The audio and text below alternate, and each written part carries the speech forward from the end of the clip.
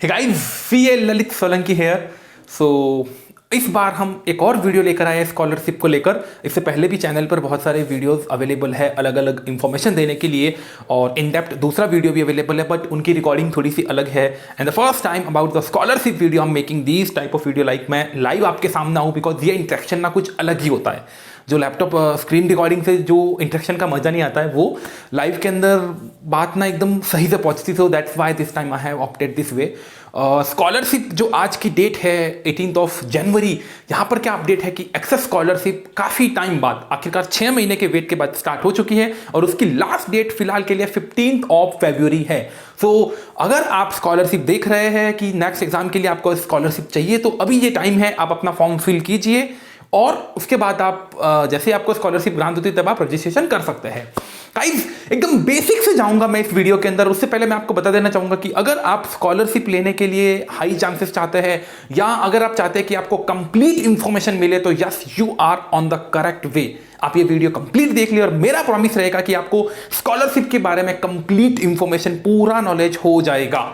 Okay, so let's proceed further guys. सबसे पहले तो मैं एकदम सबसे बेसिक से बताऊंगा। देखो, स्कॉलरशिप होती क्या है। देखो, अपने इंडिया के अंदर स्कॉलरशिप आपको कैसे मिलती है जनरली, कि आप पहले किसी इंस्टीट्यूट में एडमिशन ले लीजिए, ठीक है, और उसके बाद आपको वो वापस आपको स्कॉलरशिप, लाइक आपने पहले कुछ उनकी जो फीस है वो आपने पे की, फिर आपको फीस वापस मिल जाती है, ठीक है। जनरली ये प्रोसीजर रहता है। सीएफए स्कॉलरशिप ऐसे बेसिस पे काम नहीं करती, ये डिस्काउंट इन नेचर होती है। इसका मतलब क्या होता है कि आपको पहले रजिस्ट्रेशन नहीं लेना है, ओके, आपको पहले ही स्कॉलरशिप के लिए अप्लाई करना है। इंस्टीट्यूट आपको अलाउ करेगा कि यस, अगर आपको स्कॉलरशिप मिलती है तो आपको फीस ही कम पे करनी है। यहां डिस्काउंट इन नेचर है। क्या कैसे होता है? सबसे पहले तो स्कॉलरशिप कितने टाइप की है, तो टोटल 6 टाइप की स्कॉलरशिप है। एक्सेस वुमेन स्टूडेंट स्कॉलरशिप है, प्रोफेशनल, रेगुलेटेड, और एक और टाइप है मीडिया वाली, ठीक है। हाँ, तो ऐसे करके 6 अलग अलग टाइप की है। जनरली अपने ऊपर कौन सी एप्लीकेबल होती है, या तो एक्सेस स्कॉलरशिप जो हर किसी के लिए एप्लीकेबल है, and second women scholarship, women's in general के लिए एप्लीकेबल है। एक स्टूडेंट स्कॉलरशिप भी एप्लीकेबल होती है, बट वो आईआईएम की जो मोस्टली उसमें उन्होंने कुछ इंस्टीट्यूट बता रखे हैं। अगर आप उन इंस्टीट्यूट के स्टूडेंट हो करंटली, तो आपके लिए स्टूडेंट स्कॉलरशिप एप्लीकेबल होती है, ठीक है। तो मैं कंसीडर करता हूं मोस्टली ये दो स्कॉलरशिप ही, एक्सेस और वुमेन ही चलती है। वुमेन की विंडो भी अभी थोड़ा टाइम पहले ओपन थी, और ये भी अभी 2-2 महीने में ओपन हो रही है, तो इसकी भी सेपरेट वीडियो पूरी बना रखी है। इस वीडियो के अंदर अपन बात करेंगे एक्सेस स्कॉलरशिप की, ठीक है।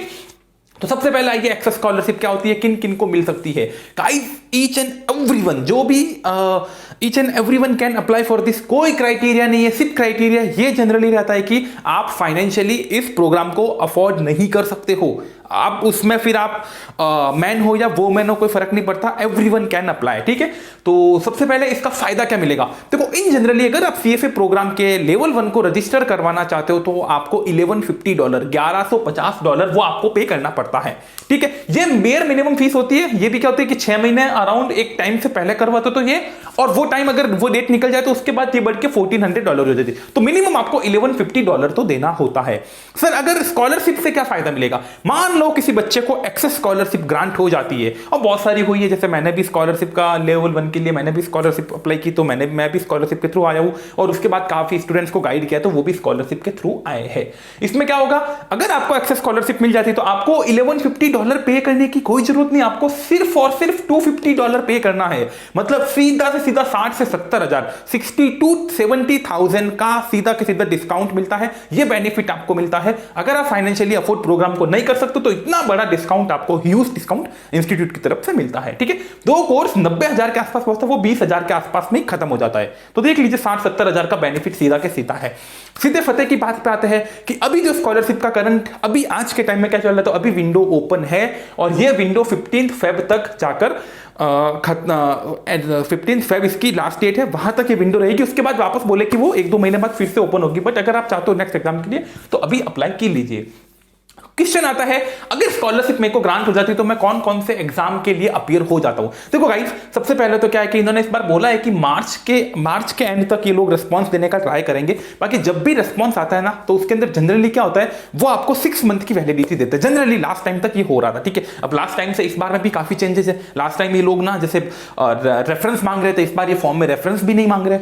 तो जनरली क्या होता है कि ये 6 मंथ की वैलिडिटी देता है। जैसे आज अगर आपको स्कॉलरशिप ग्रांट की, तो आज से 6 महीने के अंदर आप उस स्कॉलरशिप को यूज कर फ्यूचर में जो भी प्रोग्राम है उनके लिए रजिस्ट्रेशन कर सकते हो। मतलब क्या, गाइस आज आपको स्कॉलरशिप मिलती है तो आज से 6 महीने तक जिन जिन प्रो एग्जाम की विंडो ओपन हो रही, लाइक आप मानो कि नवंबर 2022 उसकी विंडो ओपन हो जाएगी थोड़े ही टाइम में, ठीक है, मई जून में उसकी विंडो ओपन रहेगी। तो जब आपको स्कॉलरशिप मिली और नवंबर 22 की विंडो ओपन है तो आप नवंबर 22 के लिए कर दो, फेब 23 की ओपन है तो फेब के लिए कर दो। जिसकी विंडो उस पीरियड 6 महीने तक रहेगी उसमें आप रजिस्ट्रेशन कर सकते हो। फिर बात आती है कि रेस्ट्रिक्शन से एक लगा रखी, सिंपल है गाइस, अगर आपको डिस्काउंट दे रहे हैं और अगर आपने पहले ही रजिस्ट्रेशन करवा दिया तो फिर आपको स्कॉलरशिप कैसे ग्रांट होगी, बिकॉज पूरी फीस तो आप पहले ही पे करके आ चुके हो, तो फिर आपको कैशबैक नहीं मिलेगा। तो अगर आपने एक बार रजिस्ट्रेशन करवा लिया है तो आप स्कॉलरशिप के लिए एलिजिबल नहीं होंगे। ये इनका सिंपल सा क्राइटेरिया है। Student should not be registered for any CFA programme. अगर आप CFA प्रोग्राम के लिए रजिस्टर्ड हो तो you can't apply for the scholarship.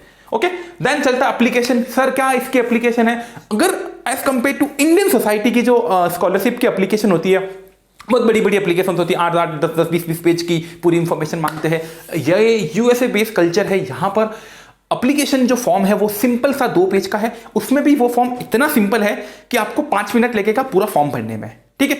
सबसे फॉर्म में अगर आप देखोगे तो मेन फर्स्ट जो फॉर्म का फर्स्ट पेज खुलेगा। देखो इस वीडियो के एंड में मैंने क्या किया कि वेबसाइट के अंदर आपको दिखा दिया है कि कैसे आपको फॉर्म फिल करना है। तो मैं इस वीडियो के एंड में जहां ये वीडियो खत्म करूंगा लास्ट में मैं उस वीडियो के छोटे से पार्ट को ऐड कर दूंगा ताकि आप देख लेना कि फॉर्म कैसे फिल करना है, ठीक है। तो सिंपल सा है कि फॉर्म के अंदर नेम और आपकी बेसिक डिटेल डालनी है फर्स्ट पेज पे।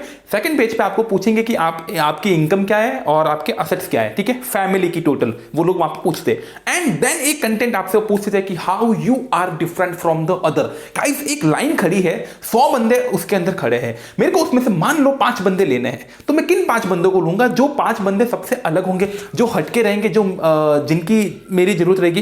तो you should not be like other 95, you should be like the other 5 जो डिफरेंट दिखते हो। तो ये जो एक मेनली जो ऐसे वाला पार्ट आता है, आपने बाहर सुना भी होगा कि इसके लिए ऐसे लिखना होता है, पर्सनल स्टेटमेंट लिखना होता है। सो मेनली ये पार्ट रहता है। करना क्या है आपको खुद के लिए एक ऐसे पर्सनल स्टेटमेंट आपको ड्राफ्ट करना है और उसको वहां पर आपको वो लिखना है, ठीक है। मतलब आप पहले उसको वर्ड में ड्राफ्ट कर सकते हो, उसको कॉपी वहां कर सकते हो, बट आपको ये स्टेटमेंट खुद के तौर से लिखना है। सर कैसे लिखना है, इसके लिए क्या करना है, तो वो हम आगे डिस्कस करेंगे। और ये मेन पार्ट रहेगा ऐसे वाला। इसके ऊपर मैं सेपरेट वीडियो भी बना रखी है कि आपको ड्राफ्ट कैसे करना है, फॉर्मेट भी दे दिया है कि ये एक फॉर्मेट है, आप उसको बेस रखिए, कॉपी पेस्ट मत कीजिए, प्लीज कॉपी पेस्ट मत कीजिए, सिर्फ आप देख लीजिए कैसे लिखना है, ठीक है। चलो ऐसे की एक बार मोटा मोटी मैं यहां पर सिर्फ थॉरोली बात करूंगा। ऐसे के लिए डिटेल वीडियो ऐसे के भी हमने बना रखी कैसे लिखना है। और इसमें एक और फैसिलिटी भी हम आपको दे रहे हैं कि आप क्या कीजिए, जैसे मैं आपको गाइड करूं वैसा आप ऐसे लिख दीजिए। उसके बाद में अगर आप चाहते हो कि मैं इस ऐसे को रिव्यू करूं तो आप मेरे को शेयर कर सकते हो। आई विल रिव्यू योर ऐसे and provide you necessary feedback जिसको आप कंसीडर कर सकते हो, ठीक है। बिकॉज अभी भी देखो मैं एट दिस मोमेंट मेरे पास काफी ऐसे आ चुके हैं, अराउंड 50-60 ऐसे आप मानो थे हमारे पास पाइपलाइंस के अंदर। स्टूडेंट्स भेज रहे थे कि सर और कुछ कंसीडर करना है क्या, तो उनको भी हमने अभी तक मतलब 90% एसेस को हमने निपटा दिए। मतलब पढ़ के रिव्यूज दे दिए स्टूडेंट को कि आप ये रेक्टिफिकेशन कर लीजिए, ये आप सजेशन कर लीजिए।